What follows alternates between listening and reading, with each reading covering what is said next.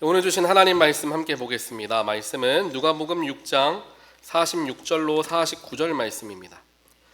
누가복음 6장 46절부터 49절까지 말씀 우리가 함께 한 목소리로 읽겠습니다. 너희는 나를 불러 주여 주여 하면서도 어찌하여 내가 말하는 것을 행하지 아니하느냐. 내게 나와 내 말을 듣고 행하는 자마다 누구와 같은 것을 너희에게 보이리라. 집을 짓되 깊이 파고 주추를 반석 위에 놓은 사람과 같으니 큰 물이 나서 탕류가 그 집에 부딪히되 잘 지었기 때문에 능히 요동하지 못하게 하였거니와, 듣고 행하지 아니하는 자는 주추 없이 흙 위에 집 지은 사람과 같으니 탕류가 부딪힘에 집이 곧 무너져 파괴됨이 심하니라 하시니라. 아멘. 잠깐 기도하겠습니다. 사랑의 하나님, 감사합니다. 오늘도 거룩한 주일 주님을 기억하며 예배의 자리로 나오게 하시니 하나님 감사합니다. 이 예배를 통하여 말씀하시는 하나님의 음성을 듣는 우리가 되게 하여 주시옵소서. 우리 마음속에 있는 여러 복잡하고 답답한 마음들, 고민되고 염려되는 걱정들 이 시간 십자가 앞에 다 내려놓고 자유함을 얻는 우리 모두가 되게 하여 주시옵소서. 하나님의 백성들이 여기 모였습니다. 저희가 듣겠습니다. 주님 말씀하여 주시옵소서. 듣는 것으로 끝나지 아니하고 행하는, 순종하는 자들이 되겠습니다. 하나님께서 성령으로 저희들과 동행하여 주시옵소서. 이 모든 말씀 예수 그리스도 이름으로 간절히 기도합니다. 아멘. 제가 지난주에는 우리 구진모 목사님이 오셔서 이제 말씀을, 귀한 말씀 전해주시는 이제 예배 영상을 제가 잘 보게 되었습니다. 제가 구진모 목사님에게 따로 말씀드린 적이 없는데, 구진 목사님이 한 가지 저희 여러분들에게, 우리 교우들에게 한 가지 테스트를 하시더라고요. 우리 성도님들이 아멘을 얼마나 잘하나 한번 물어보시더라고요. 근데 제가 그 얘기 한 적이 없어요. 그런데 저는 그 전주에 제가 얘기를 물론 드렸지만 구진 목사님이 또 한번 확인을 하시는데 아멘을 잘하는 소리들이 실시간 영상에도 잘 들어가서 우리 성도님들이 귀하게 아멘 열심히 하시는구나 제가 듣고 있었습니다. 하나님의 계속되는 은혜와 축복이 여러분들의 삶 가운데, 가정 가운데, 또 예배를 드리는 가운데 넘치시게 되기를 주님의 이름으로 간절히 축원드립니다. 아멘. 아멘. 감사합니다. 아멘을 크게 해야지 은혜 더, 저는 그래요. 이게 뭐 맞는 건 아닐 수도 있겠죠. 근데 저는 그래요. 아멘 할 때 내 마음이 열리죠. 아멘 할 때 하나님 내가 듣습니다, 이 반응하는 거잖아요. 얼마나 귀하고 좋은 것인지 모릅니다. 여러분들 같이 함께 예배에 우리가 내가 손님이 아니라 정말 예배를 진짜 참여하는 주인으로서 예배를 우리가 드리게 되기를 또한 간절히 원해요. 오늘 제가 지난 주일에는 교회를 나오지 못했고요. 대신에 다른 교회를 탐방하는 시간을 가졌습니다. 탐방을 하면서도 우리 교회 교우분들의 얼굴이 자꾸 떠오르면서 교회를 갔어야 되나 라는 마음이 계속 있었지만, 또 이 기회에 교회 탐방을 하는 것이 저에게도 유익이고 우리 교회에게도 유익이겠다라는 마음을 주셔서 제가 조금은 한편으로는 마음이 불편했지만 다른 교회에 가서 예배를 드렸어요. 그래서 우리 한인타운에 있는 남가주 새누리교회 아시죠? 그 어디죠? 한남체인 길 건너편에 있는 교회, 새로 건물 지어서 들어간 교회인데 그 교회에 예배를 드리게 되었습니다. 다른 큰 교회도 많이 있었어요. 이번에는 어느 교회 한번 가볼까 라고 생각을 했는데, 너무 큰 교회보다는 어느 정도 이제 한 500-600명 정도 되는 교회면 좋겠다라는 생각. 두 번째로는 나이 든 성도님들 많은 교회도 물론 좋겠지만 젊은 청년들과 또 부모들이 있는 교회를 한번 가보자라는 마음으로 새누리교회에 가보게 됐어요. 교회를 가보니까 성전이 아름답게 잘 지어져 있었어요. 그리고 좌석이 굉장히 편하더라고요. 우리 교회 장의자도 물론 좋지만 거기는 이렇게 극장식으로 아주 이렇게 잘 되어 있어요. 그래서 너무 좋으니까 까딱하다가는 졸기 쉽겠더라고요. 그래서 그래도 우리 교회에 주신 은혜가 있구나 다시 한번 또 생각해 보게 됐습니다. 예배를 드리는데 여러 가지를 느끼게 됐어요. 예배 모든 부분 속에서 일단은 말씀이 선포되어지는데 성도님들이 우리 교회 분들하고 비슷하게 이제 주보에다가 노트를 굉장히 열심히 하시는 거예요. 열심히 노트를 하시면서 말씀을 놓치지 않으시려고 애를 쓰시는데, 특별하게 담임 목사님이 말씀이 빨라요. 말씀이 빠르시니까 더 놓치지 말아야 되겠다 하고 글씨를 이렇게 막 쓰시는 것 같았어요. 근데 그만큼 말씀을 사모하는 마음들이 저에게 느껴졌고요. 또 그 교회가 이제 프리스쿨이 굉장히 잘 되는 교회예요. 그래서 저희도 예전에 한인타운 살았을 때 그 교회 방문한 적이 있는데, 프리스쿨 때문에 잘 되어 있는 교회인데, 이 프리스쿨이 프리스쿨 학생의 부모들이 교회를 많이들 다니는 거죠. 그러니까 연결성이 좋은 거예요. 그리고 각 사역자들이 적지 않아요. 사역자들만 제가 어림 잡아 봤을 때 한 10명 정도 되는 것 같아요. 목사님, 전도사님들이. 그렇게 많은 사역자들이 유기적으로 연결되어서 잘 짜여진 시스템으로 돌아가고 있는 교회의 모습을 보면서 여러 가지 조금 생각을 해보게 되었던 것 같습니다. 저 나름대로도 굉장히 귀한 시간이었고, 제가 배우고 느낀 것을 또 교회 목회 가운데 잘 풀어낼 수 있지 않을까라는 생각으로 기도하고 있는 가운데 있습니다. 우리 교회도 더 우리 교회 앞을 향한 우리 교회의 소망을 가지고 우리 같이 기도해 주시고 또 마음을 합해 주시기를 주님의 이름으로 간절히 축원드립니다. 오늘 말씀 이제 우리가 믿음의 기초, 우리 믿음의 기초 101 이제 두 번째 시간이에요. 오늘은 이제 말씀에 대해서 살펴보려고 합니다. 2주 전에 믿음의 기초 101 첫 번째는 예배였죠. 오늘은 말씀, 다음 주는 기도, 그 다음에는 순종의 결단, 이렇게 네 가지를 보는 거예요. 끝나면 이제 제자도 3주짜리 시리즈 설교를 합니다. 제자에 대해서 얘기를 하고요. 그 다음에는 이제 선교에 대해서 2주간 설교를 할 거예요. 제가 보니까 이번에 10월 달에 필리핀의 홍성욱 선교사님이 미국에 방문하신다는 연락을 제가 받았어요. 그래서 10월 중에 한 번을 주일에 모셔서 말씀을 듣고 선교에 대해서도 접하는 시간을 가지려고 하면서, 그와 동시에 제가 연초에 가졌던 마음인데요, 이제 10월 한 달은 선교의 달로 정해서 선교사님들을 다 모시는 한 달을 보내자라는 마음을 갖게 됐습니다. 그래서 주일 설교 때에도 선교사님들이 다 오실 거예요. 필리핀 선교사님도 오시고, 또 한 군데가 어디죠? 볼리비아 목사님 어디죠? 한 군데 더 오신 선교사님, 볼리비아 선교사님인가요? 네, 아무튼 죄송합니다. 선교사 한 분이 더 오실 거예요. 그래서 우리 교회 섬기는 선교사님이시죠? 네, 볼리비아 선교사님이 오셔서 주일 설교하시고, 또 뭐 샬롬, 뭐 의료 선교, 한미 치매 노인 센터, 이렇게 선교 이제 담당하시는 선교사님들이 수요 예배를 쭉 채워 주실 거예요. 그래서 10월 한 달은 우리가 선교의 달로 생각하면서 같이 마음을 합하는 시간을 가지려고 합니다. 그래서 이것을 다 이제 연결을 할 건데요. 오늘은 특별하게 믿음의 기초 101, 이제 말씀, 하나님의 말씀에 대해서 우리가 살펴볼 거예요. 그렇다면 하나님 말씀이 뭔가 우리가 먼저 짚고 넘어가야 되겠죠. 말씀, 여러분 하나님 말씀이 뭔지 모르는 사람 아마 아무도 없을 거예요. 그러면 제가 여러분들에게 하나님 말씀이 뭡니까? 라고 물어봤을 때 여러분 뭐라고 답을 하시겠어요? 답하기도 조금 어려운 이제 단어이기도 할 거예요. 하나님 말씀이 뭔가. 그래서 이 말씀이 뭔지에 대해서 여러 신학자들이 그 개념을 조금 자세하게 잡아놓은 틀이 있습니다. 그래서 그것을 살짝 한번 먼저 다루고 나서 본문 말씀으로 들어가도록 할게요. 말씀이란 무엇인가? 말씀은 성서 그 자체다, 스크립처 그 자체다라는 거죠. 그렇게 말한 신학자는 칼바르트라는 신학자입니다. 이 칼바르트는 성서 말씀에 굉장히 집중한 사람이었어요. 모든 걸 말씀을 중심으로 해석했던 신학자가 이 칼바르트죠. 이 칼바르트가 하나님 말씀에 대해서 세 가지로 분류해서 나눠서 얘기하는데요. 그 세 가지가 화면에 나와 있습니다. 첫 번째, 기록된 말씀, 성경책 그 자체죠. 기록된 말씀. 두 번째는 성경을 통해 계시된 말씀, 바로 예수 그리스도를 의미합니다.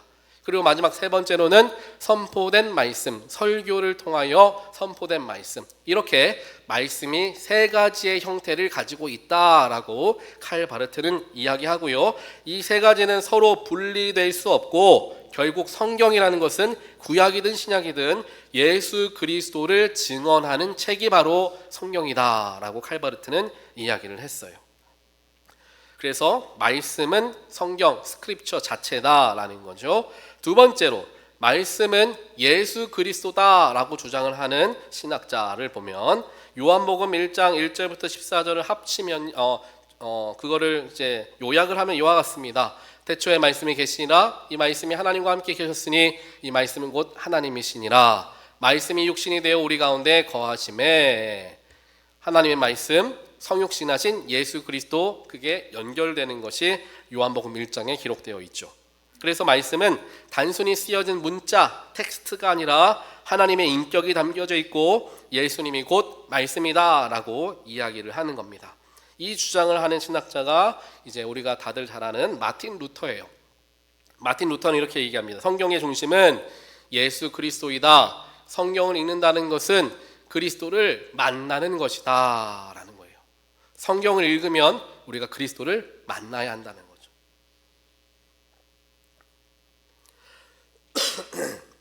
세 번째로 말씀은 살아서 역사하는 것이다 라고 이야기해요. 성령의 역사를 강조하는 거죠.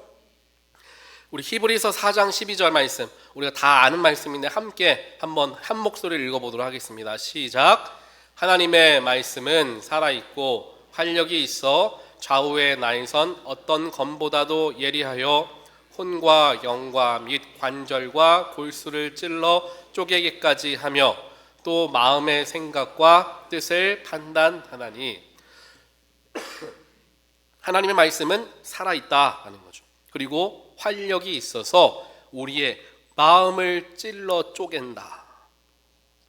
마음의 생각과 뜻을 판단해주는 거울의 역할을 한다. 그리고 그 말씀이 역사하는 방법은 하나님의 영, 성령을 통해 역사한다라는 거예요. 그래서 칼뱅이라는 신학자 우리 알죠? 칼뱅이 이런 얘기를 해요. 성경은 성령의 내적 증거로 말미암아 우리 마음의 권위를 가진다. 쉽게 말하면 성경은 그냥 쓰여져 있는 글자죠. 하지만 성령이 이 성경 말씀을 내 안에 소화시켜 주시면서 그게 내 마음의 권위로서 세워진다. 그 얘기예요.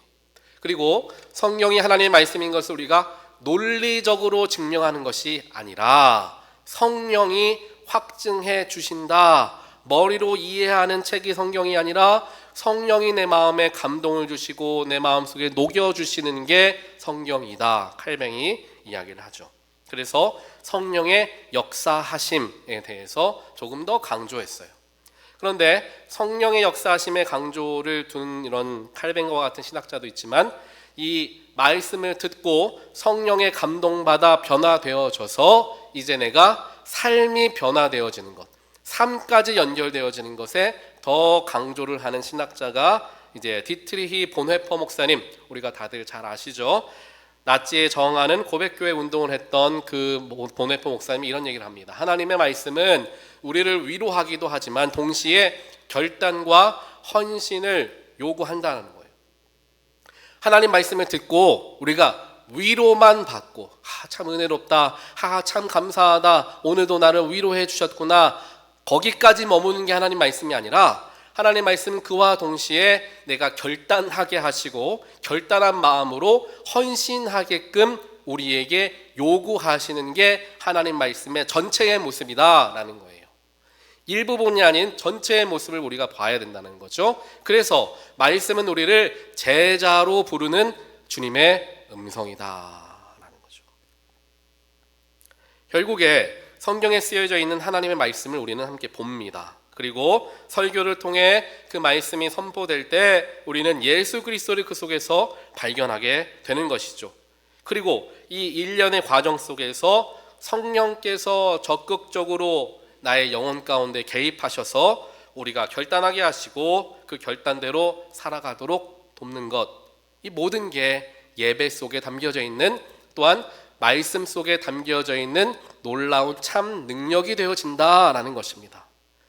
말씀을 들을 때나 성경을 읽을 때나 이와 같이 하나님께서 우리에게 레마의 말씀으로 허락하여 주시고 들은 말씀을 통하여 예수 그리스도를 발견하게 되고 그 예수 그리스도를 발견한 내가 성령의 감화 감동을 통하여서 삶의 변화까지 일으키게 하는 게 하나님 말씀이다 라는 것을 우리가 잘 기억하며 말씀을 들을 때마다 나의 삶이 정말 변화가 가득해지시게 되는 여러분들의 삶, 또 우리 나성금단교회 되기를 주님의 이름으로 다시 한번 간절히 축원드립니다.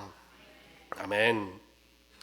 이것이 예배의 가장 핵심이 되는 하나님의 말씀, 그 말씀의 참 능력이 되는 거죠. 다시 한번 쉽게 제가 정리하면 성경을 읽는 것, 설교를 듣는 것, 성령으로 확인하는 것, 삶에 적용하고 실천하는 것, 이 네 가지가 균형을 잘 이루어야 하는 거예요. 그런데 우리는 각자가 성격이라는 게 있기 때문에 이 네 가지 중에 한쪽으로 조금 기울어져 있는 모습을 보일 때가 있습니다.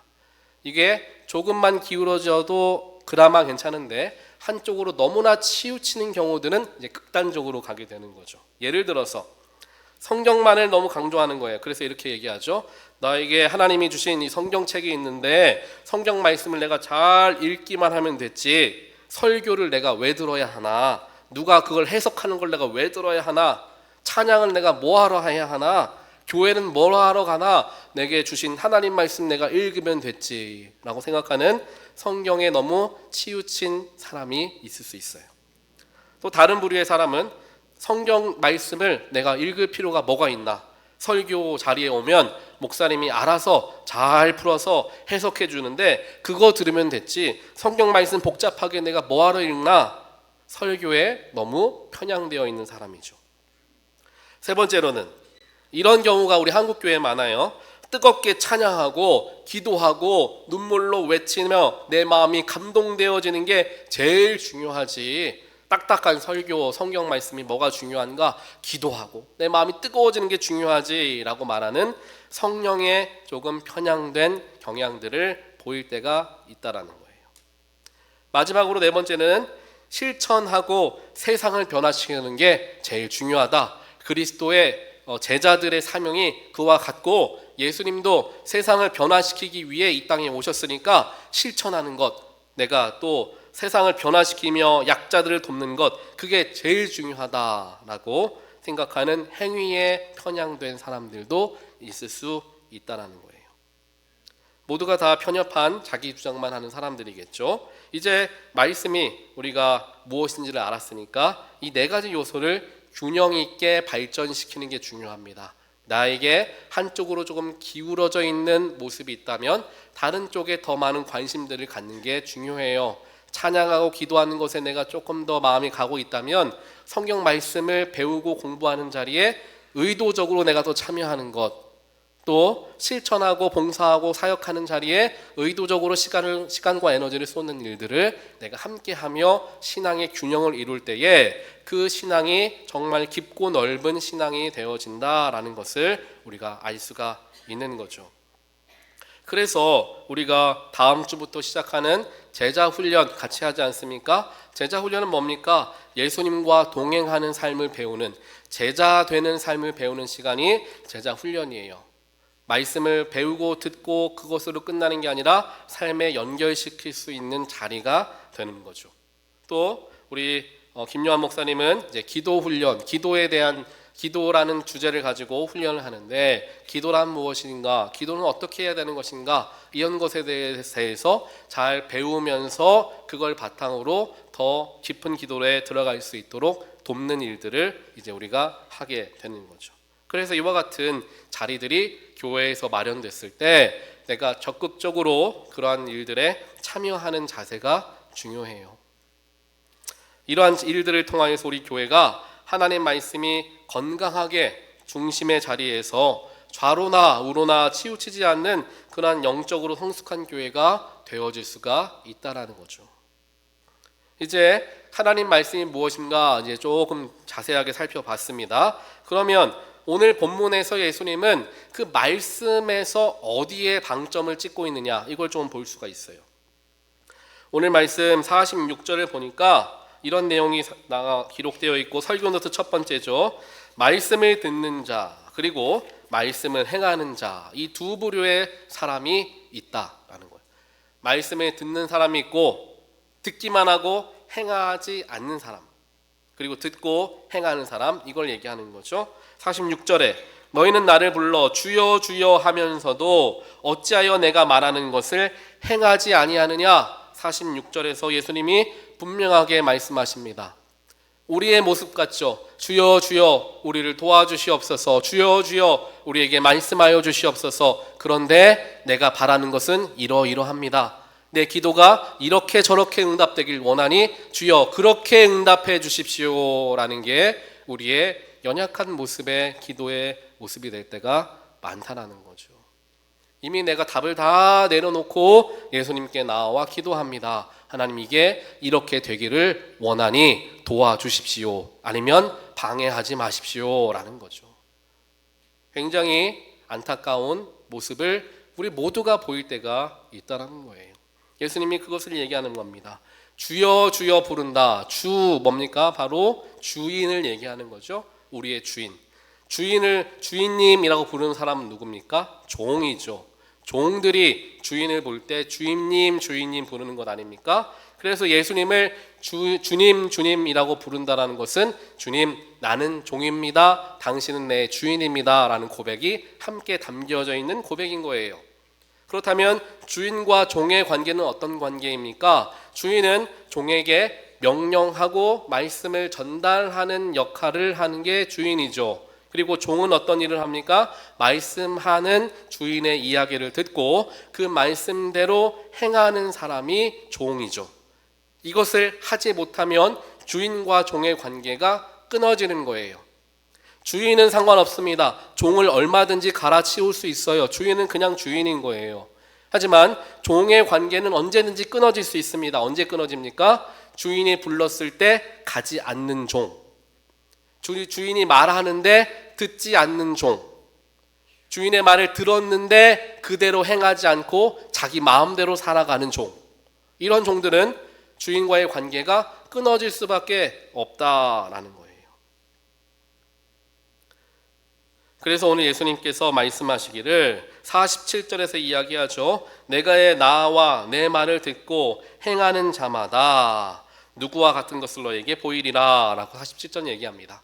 첫 번째, 주인과 종의 관계가 온전하고 건강해지려면 첫 번째 단계 뭐냐? 내게 나와야 한다라는 겁니다. 47절 얘기하죠. 내게 나와, 주인 앞에 나오라는 거예요. 주인은 종을 부릅니다. 이런저런 일들을 맡기기 위해서 종을 부르죠. 그런데 종이 주인의 이야기, 말씀을 듣고 소리를 듣고 주인에게 나가지 않는다면 그것은 건강한 관계가 될 수가 없다라는 거예요. 그래서 주인과 종의 관계, 내 삶의 주인이 예수 그리스도이십니다 라는 고백을 하려면 적어도 첫 번째 단계는 들어가야 되는 거예요. 예수님이 나를 부르셨을 때 네, 제가 여기 있습니다, 주님 앞에 나아가는 거죠. 주님 앞에 나아가는 자리가 무슨 자리입니까? 예배의 자리인 거예요. 말씀이 선포되어지는 자리입니다. 그러한 자리를 내가 사모해야 한다는 거예요. 이것은 내가 해도 되고 하지 않아도 되고의 문제가 아니라는 거예요. 주인이 부르는 자리에는 무조건 참여하는 거예요. 그게 나의 역할이자 나의 본분인 거죠. 하나님 말씀이 선포되어지는 예배의 자리를 여러분 사모하십시오라고 말씀을 드리지만 사모가 되면 오고 사모가 안 되면 안 옵니까? 아니라는 거예요. 내 기분이 좋으면 오고 기분이 나쁘면 안 옵니까? 아니라는 거예요. 오늘 내가 남편과 아내가 서로 싸워가지고 오늘 교회 못 갑니다, 이게 말이 된다는 거냐는 것이죠. 그렇지 않다는 거죠. 나의 상태와 내 지금 상황과는 상관없이 주인이 부르면 가는 게 종의 본분인 거예요. 주님, 지금 내 삶이 너무 바빠서 예배의 자리에 못 갑니다. 주님, 내 마음이 지금 어려워서 주님 앞에 못 갑니다. 주님, 내가 너무나 삶이 복잡해서 이것 해결되기 전까지는 주님 아무리 부르셔도 나 나갈 수 없습니다 라고 말한다면 그게 진짜 주인으로 모시는 사람의 모습이겠습니까? 아니겠죠. 말로만 나는 그리스도인, 말로만 나는 하나님 믿는 사람이야 라고 말하는 것밖에 되지 않는다는 거죠. 그것을 예수님이 첫 번째로 얘기를 하시는 거예요. 그렇게 해서 주인 앞에 나왔으면 이제 그 말을 듣고 행해야 된다라는 거예요. 그 말을 듣고 행해야 된다. 우리가 예배의 자리에 나와서 하나님 말씀을 다 듣습니다. 그런데 그 말씀을 듣고 깨달은 바가 비슷할 때가 있고 완전히 다를 때가 있어요.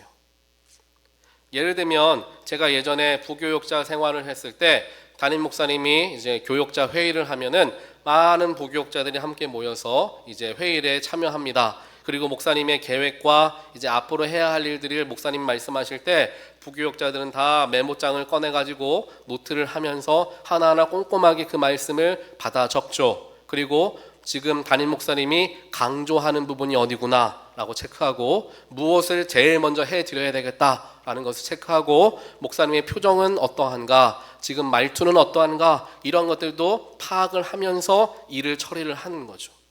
그런데 부교육자가 목사님 앞에 나와서 목사님이 이야기를 하시는데 그래 나중에 이런 생각을 하면서 목사님이 지금 이렇게 하라고 했는데 내 생각에는 이게 아닌 것 같으니까 다른 방법으로 내가 좀 해봐야 되겠다.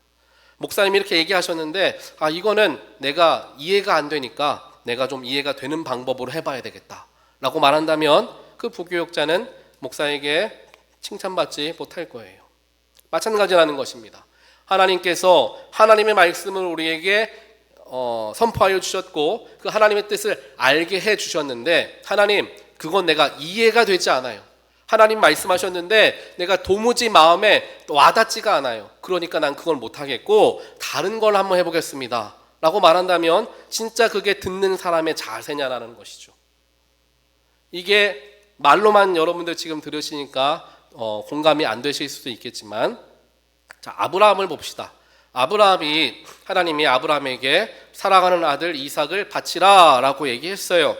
그 바치라 라는 이야기를 듣고 아브라함이 이해를 하고 순종했을까요? 이해를 안 하고 순종했을까요? 이해를 안 한 상태에서 순종했겠죠. 자기 아들을 잡아 죽이라는 것을 이해할 사람이 이 세상에 어디 있겠냐는 거예요. 하나님 말씀에 순종하는 것은 이해가 되냐 안 되냐에 따라 하는 것이 아니라는 거예요. 하나님이 말씀하시면 내가 이해 안 돼도 하는 게 순종인 것이지 내가 이해될 때까지 하나님 좀 기다려주세요. 내 마음에 조금 와 닿을 때까지 주님 좀 기다려주세요. 그것은 종의 자세가 아니라는 것이죠. 그러면 하나님 어쩔 수 없이 촛대를 옮기실 수밖에 없는 거예요. 언제까지 기다려줄 수는 없는 노릇이니까. 물론 기다려야 하는 상황도 있겠죠 하나님께서. 하지만 그렇지 않은 순간들도 있다라는 거죠. 그래서 첫 번째로 우리에게 중요한 게 주님 부르셨을 때 주님 앞에 나아가는 것, 그 다음에 주님 말씀하실 때 잘 듣고 잘 새겨서 주님의 뜻에 맞게 순종하는 것, 이것을 예수님은 저와 여러분에게 가르쳐 주기를 원하시는 겁니다. 그렇게 47절 말씀과 같이 내게 나와 내 말을 듣고 행하는 사람들은 이와 같은 사람들이다 라고 말하며 48절과 49절을 얘기하는 거죠. 48절을 보니까 집을 짓되 깊이 파고 주추를 반석 위에 놓은 사람 같대요. 예수님 말씀을 듣고 행하는 사람은, 듣는 대로 행하는 사람, 예배만 나와서 시간만 보내고 집에 가고 삶의 변화가 아무것도 없는 사람이 아니라 예배에 나와서 말씀을 듣고 깨닫고 그래 내가 너무 이기적이었구나, 그래 내가 욕심이 너무 많았구나, 그래 내가 이해가 되지 않지만 하나님이 이렇게 말씀하시는구나, 내가 삶에 변화해야지, 내가 조금 겸손해져야지 라는 변화를 일으키는 사람들은 집을 짓되 깊이 파고 주추를 반석 위에 놓은 사람과 같다, 그 얘기예요. 그런데 집을 깊이 파고 주추를 반석 위에 놓은 사람들이 금방 티가 나지를 않습니다. 왜 티가 나지 않습니까? 땅 속에 있는 일들이에요. 건물을 지을 때에 겉으로만 화려하고 거대하고 멋있게 지을 수 있습니다. 기초공사 하나도 안 하고. 처음에는 티가 안 나요. 그런데 언제 티가 납니까? 지진이 나거나 바람이 크게 불거나 홍수가 났을 때 기초가 잘 쌓여져 있지 않는 집들은 다 넘어지는 거예요. 우리의 삶도 마찬가지라는 것입니다. 하나님 말씀을 듣고 예배에 참여는 하는데 그대로 행하지 않는 삶을 살아간다면 내가 집을 짓고 있지만 또 그리스도인처럼 믿음 있는 사람처럼 살아가고 있기는 하지만 위기가 찾아왔을 때, 어려움과 문제가 찾아왔을 때 다 무너지고 만다라는 것을 얘기를 하는 거죠. 하지만 기초를 깊이 파고 주추를 반석 위에 올리는 것은 쉽지 않은 일입니다. 그렇잖아요. 깊이 파는 것, 그냥 건물 올리면 쉬운데 깊이 파는 것 쉽지 않습니다. 주추를 그냥 흙 위에 세우는 것은 조금 그래도 수월하지만 반석 위에, 돌 위에 주추를 세운다, 더 많은 노력이 필요할 거예요. 그래서 하나님 말씀을 듣고 행하는 사람은 행하기 위해서는 굉장한 많은 노력과 에너지가 필요하다는 것을 예수님도 가르쳐 주는 거예요. 하지만 그것이 아무런 쓸모가 없는 것이 아니라 위기의 순간, 문제가 찾아왔을 때 흔들리지 않고 요동하지 않는 든든한 집이 되어지기 때문에 비록 조금 힘들고 어려워도 말씀을 듣고 행하는 삶을 살아라, 주님은 우리에게 가르쳐주고 있다는 것입니다. 이것이 우리에게 너무나 중요해요. 사실 말씀을 듣는 것은 그리 어렵지 않지만 말씀을 행동으로 옮기는 일은 어려운 거예요. 아까 말씀드린 것처럼 주인의 말씀이 이해가 되지 않는 경우, 부당하게 여겨질 경우, 자존심이 상하는 경우 하나님 말씀대로 따르는 게 조금은 어려울 수 있습니다. 억울한 일이 찾아왔어요. 누가 너무나 미워요. 너무나 미워요. 하나님께 짜증도 내고 화도 내고 그 사람 때문에 힘들다고 막 소리쳐요. 하지만 하나님이 그 사람에게 찾아와서 뭐라고 말씀하십니까? 네가 참아라. 네가 참아라. 이렇게 말씀하시지. 그래, 네가 싸워서 이겨라. 뭐라고 해서 그 사람 면박을 줘라. 그렇게 하시지 않는다는 거예요. 저에게도 똑같이 말씀하십니다. 하나님께서. 제가 누구와 어떤 상황 때문에, 어떤 일 때문에 하나님 내가 너무 힘듭니다. 너무나 어렵습니다. 하나님께 불평하고 기도할 때마다 하나님은 네가 참아라. 네가 인내해라. 네가 견뎌라 라고 말씀하세요. 그러면서 다음에 말씀을 하시는 게 뭐라고 말씀하시느냐? 나도 너를 참아주지 않느냐, 그 말씀을 하시는 거예요. 나도 너를 위해 십자가 지지 않았느냐, 나는 너를 위해 피를 흘리지 않았느냐, 나는 너를 위해 죽기까지 하지 않았느냐, 네가 지금 내가 너 보고 지금 죽으라고 하는 것이냐? 아니잖아 라고 주님이 말씀하시니 저에게 다른 핑계거리가 사라질 수밖에 없는 거죠. 부당하고 이해가 되지 않는다고 할지라도, 자존심 상하는 일이 있다고 할지라도 나를 위해 십자가 지신 주님을 바라보면 순종할 수밖에 없다라는 거예요. 그래서 설교 노트 두 번째 아까 봤죠. 반석 위에 집을 짓기 위해서는 기초를 깊이 파야 합니다. 그 말씀을 드렸어요. 그리고 설교 노트 세 번째입니다. 49절에 나와 있는 것처럼 이와 같이 기초를 깊이 파야 하는 이유는 폭풍이 왔을 때 모든 것이 드러나기 때문이죠. 폭풍이 왔을 때 모든 것이 드러난다. 집이 튼튼하게 지어졌느냐 아니냐는 평소에는 잘 드러나지 않습니다. 믿음이 좋냐 안 좋냐 평소에는 잘 드러나지 않아요. 예전에 퍼시픽 팰리사이드 지역에 산불이 크게 났을 때 많은 집들이 다 전소되고, 그런데 그 와중에 불에 타지 않는 건물들이 있어요. 뉴스에서 보신 분들도 계시겠지만 이제 게티 센터는 불에 타지 않았습니다. 게티 뮤지엄, 게티 센터는 불에 타지 않았는데 왜 안 탔는가 살펴보니까 그 게티 센터를 지을 때에 비록 더 비쌌지만 내화성이 좋은, 잘 불에 견디는 건축 자재를 사용했다라는 거예요. 그리고 화재가 났을 때를 대비해서 건물 주변에 스프링클러를 다 돌려놨어요.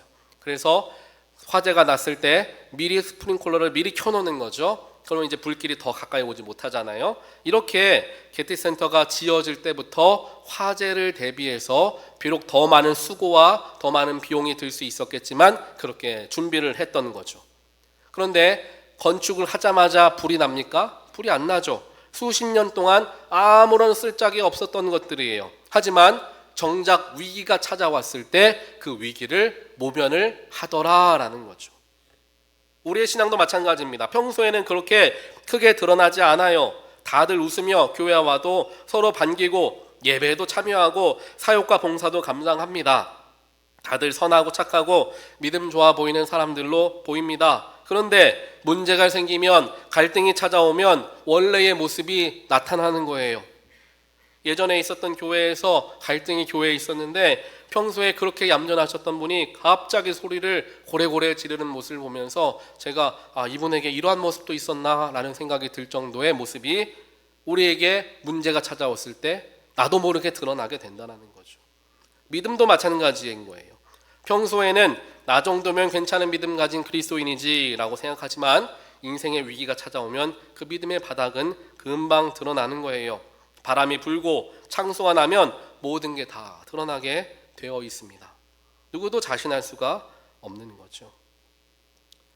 그렇기 때문에 예수님께서도 오늘 말씀을 통하여서 이와 같이 삶의 문제와 위기가 찾아왔을 때 요동하지 않고 흔들리지 않는 집과 같이 든든하게 서기 위해서 말씀을 듣는 것으로만 끝내지 말고 행함까지 꼭 연결하라 우리에게 당부해 주시는 겁니다. 그래서 오늘 말씀 47절에서 예수님 말씀하신 것처럼 먼저 모이기에 힘쓰는 것, 다음은 하나님 말씀을 잘 듣는 것, 그리고 행함으로 연결하며 살아가는 것, 그것이 믿음의 핵심이 된다. 주님이 우리에게 가르쳐 주시는 거예요. 이것이 우리 교회가 앞으로 강조하며 나아갈 사역, 예배와 제자 훈련과 선교로 맞닿아 있는 부분이 되는 거죠. 그런데 먼저 우리가 결단해야 되는 게 있어요. 결단해야 되는 게 있습니다. 뭐냐? 나는 내 생각과 다른 하나님 말씀을 내가 들었을 때 그럼에도 불구하고 순종할 수 있는가? 라는 질문이에요. 내 생각과 다른 하나님, 내가 바라는 것과 다른 모습으로 나에게 찾아오시는 하나님, 내가 바라고 원하는 소망하는 바가 있는데 그것과는 정반대의 일을 나에게 허락하시는 하나님께도 순종할 수 있는가? 그걸 내가 결단해야 한다는 것입니다. 선택적으로 하나님의 말씀을 받아들이는 것이 아니라 내 생각과 내 경험을 넘어서서 전혀 생각하지 못하는 길을 여시는 하나님도 내가 받아들일 수 있는가? 이거를 끝까지 우리는 스스로에게 물어봐야 하는 거예요. 때로는 그렇습니다. 나는 억울해 죽겠는데 하나님은 나만 참으라고 하시네. 내 가족 건사하기도 힘이 벅찬데 다른 사람 섬기라고 하시네. 교회 봉사하라고 하시네. 하나님 너무 힘들어 못하겠습니다. 나도 내 삶이 있는데 하나님 나는 왜 맨날 손해보는 삶, 나만 그렇게 살아야 합니까? 더 이상 못하겠습니다 라는 생각이 우리에게 찾아올 수 있어요. 바로 그때에 하나님께서는 이사야서 55장 말씀을 우리에게 들려주시지 않을까 라는 생각을 해봅니다. 우리 화면으로 한번 이사야서 55장 말씀 한번 띄워주시면 같이 함께 한 목소리를 읽어보겠습니다. 시작. 여호와의 말씀에 내 생각은 너희의 생각과 다르며 내 길은 너희의 길과 달라서 하늘이 땅보다 높음같이 내 길은 너희의 길보다 높으며 내 생각은 너희의 생각보다 높으니라. 아멘. 하나님의 생각과 뜻은 우리보다 더 높고 크셔서 우리의 이해의 범주를 넘으실 수 있다라는 것을 항상 유념해야 한다는 거예요. 그래야 주님이 말씀하시면 내가 나아가고 주님이 멈추라 하시면 내가 멈출 수 있는 거죠. 하나님 아직 멈출 때 아니지 않습니까? 더 가야 돼요. 그런 우리의 모습이 나오지 않을 수 있다. 그게 예수를 주인으로 모신 사람들의 행해야 할 모습이고 그게 교회의 모습이 되어야 하는 것입니다. 내가 머리 굴려가면서 내 경험에 비추어가면서 내가 가진 짧은 지식으로 이게 맞다라고 소리치는 것을 넘어서는 것이 중요한데 이것은 내 모든 주권을 하나님께 맡길 때 진정한 종의 자리에 서게 됐을 때 가능한 일이 된다라는 것입니다.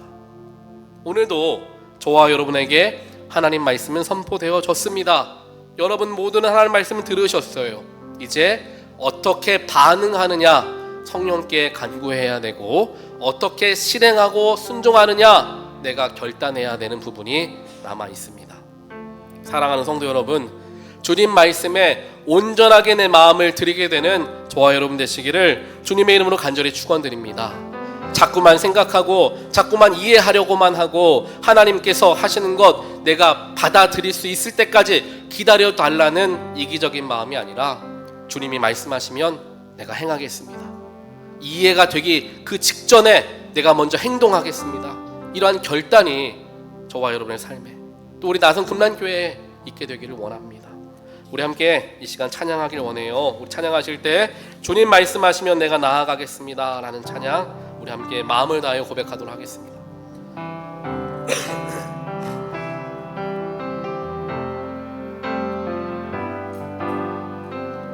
주님 말씀하시면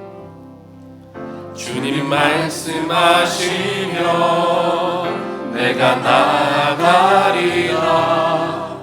주님 뜻이 아니면 내가 멈춰서리다.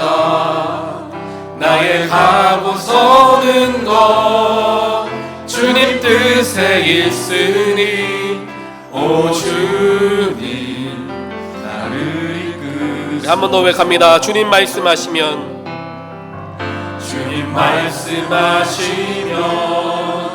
내가 나아가리라. 주님 뜻이 아니면 내가 멈춰서리다. 나의 가고 서는 것 주님 뜻에 있으니 오 주님 나를 이끄소서. 뜻하신 그곳에 나 있기 원합니다. 이끄시는 대로 순종하며 살리니 연약한 내 영혼 통하여 일하소서. 주님 나라와 그 뜻을 위하여 뜻하신 그곳에 나 있기 원합니다. 이끄시는 대로 순종하며 살리니 아멘. 연약한 내 영혼 통하여 일하소서. 주님 나라와 그 뜻을 위하여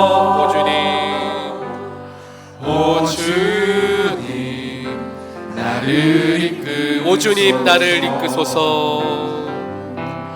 오 주님 나를 한 번 더 고백합니다. 오 주님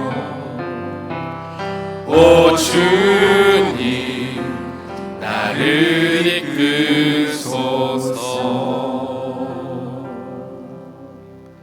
하나님 감사합니다. 오늘도 저희들에게 주님 말씀하여 주셨습니다.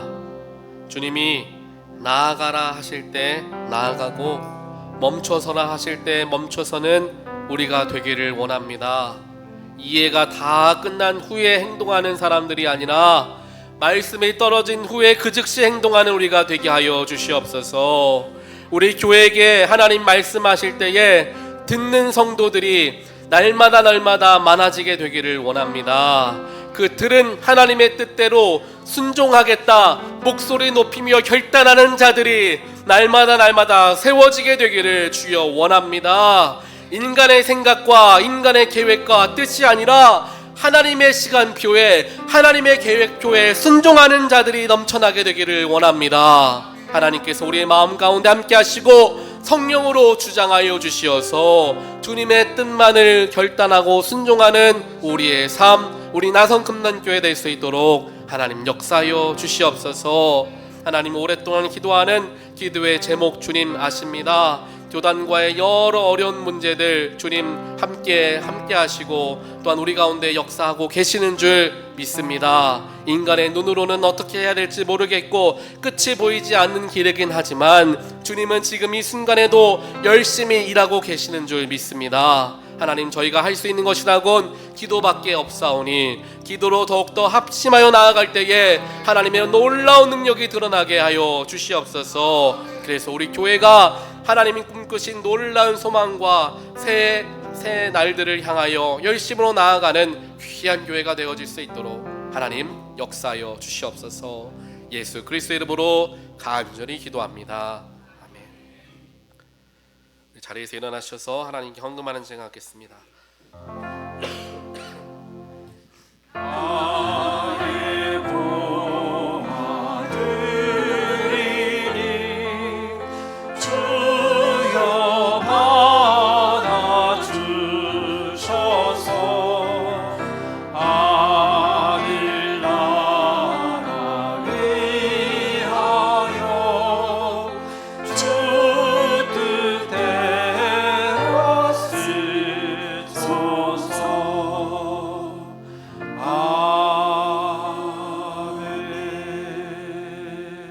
사랑의 하나님, 감사합니다. 오늘도 거룩한 주일 주님의 보좌 가운데 저희들을 불러주시고 하나님께 마음을 다하여 예배하게 하시니 주여 감사합니다. 감사한 마음을 담아 이 시간 봉헌에 올려드립니다. 봉헌 속에 담겨있는 우리의 소망과 우리의 기도의 제목 주님 아시오니 들으시고 응답하여 주시옵소서. 오늘 함께 나와 예배하기를 원하였지만 육신의 연약함 때문에, 마음의 문제 때문에, 삶의 복잡함 때문에 나오지 못한 성도들 주여 기억하시고 그들에게 친히 찾아가시어서 육신의 질병 치유하시고 마음의 문제 해결하시며 삶의 복잡한 것 정돈되게 하여 주시어 주 앞에 나와 함께 기쁨으로 예배하는 주님의 백성들 되게 하여 주시옵소서. 이 모든 말씀 예수 그리스도의 이름으로 간절히 기도합니다. 아멘.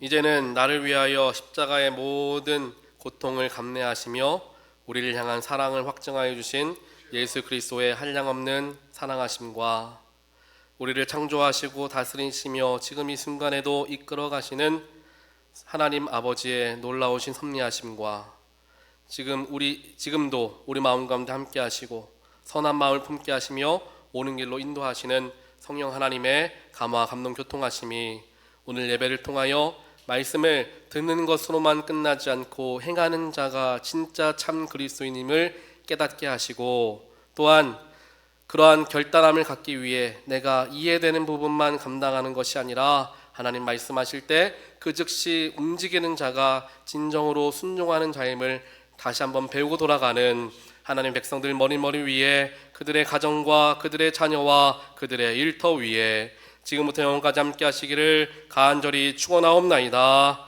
아멘.